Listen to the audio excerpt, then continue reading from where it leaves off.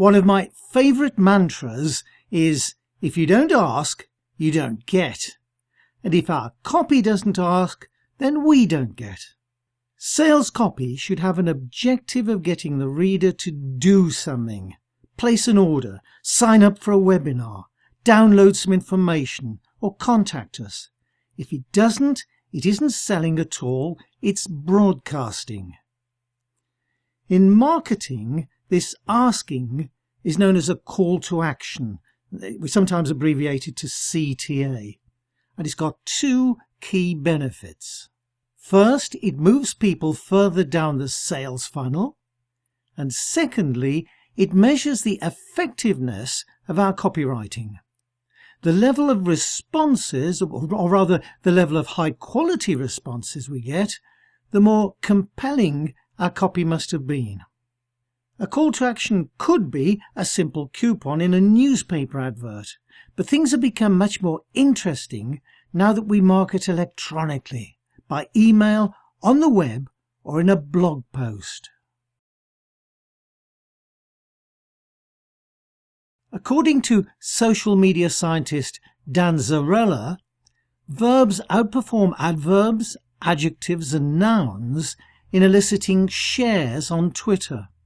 And bold, confident, commanding verbs like buy, register, subscribe, donate, download and so on have been proven to increase responses to calls to action. And much better than just click here, we should make it clear what will happen, how will the reader benefit, such as read more on the blog, download your personal copy, take our free tour, claim your exclusive whatever. The next thing we should consider is adding some urgency. Time fencing is a great way to do this. Not just a simple buy now. Spell out what waiting to take action will result in, such as a penalty or a missed opportunity. While supplies last. Hurry, prices increase at midnight, 1st of March. Offer expires. First 100 lucky people only.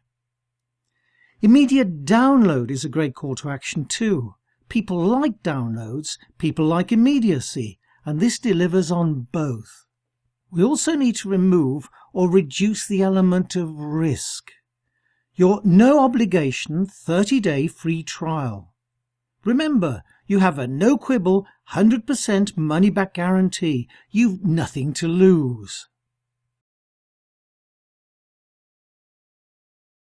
Part of the joy of electronic marketing is the ease with which people can interact. No finding a pen to complete a coupon, no envelope, no going out to the post box. These are all barriers associated with traditional marketing. So why on earth do people add further barriers online? Anal retentive marketers seem to love long registration forms. As well as your name and email address, that's sensible enough, they want your company name, your website address, your job title, your shoe size and your mother's maiden name. Well, almost. Over 60% of people give up before completing the form. I made that statistic up, but I bet it's true. Newspaper editors like to place their most important story or the most important picture in the top half of the front page, where it's still visible even when the paper's folded. And that's known as above the fold. Marketing people also use the term, particularly to mean the portion of a web page that's visible in a browser window when the page first uploads. Further down the screen is below the fold. Which sounds a bit of a bummer for our call to action. Surely, by definition, that needs to be at the end of our copy after we've made our selling proposition. Well, canny marketers do both.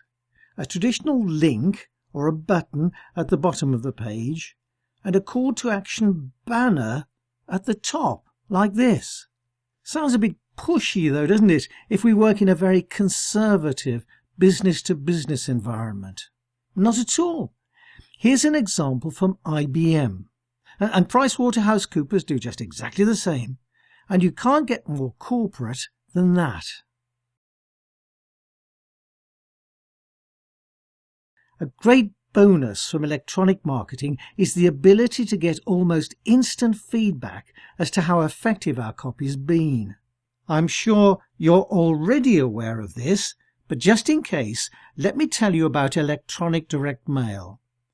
I happen to use a company called MailChimp because they're user-friendly and they're free if your mailing list is less than 5,000 people. But they all offer really good tracking reports. They tell you exactly who opened your email, how often they opened it, if they forwarded it to a colleague, who that colleague was, and who clicked on which links. This is part of an overview report from a recent mailing. 34% of people open the email.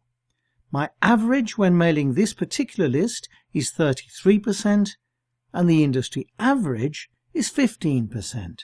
Of the people who open the email, 10% clicked a call to action. I normally get 6%, and the industry average is 2%. Now, information like that is absolutely vital to help us sharpen our copywriting. If you haven't already, try it.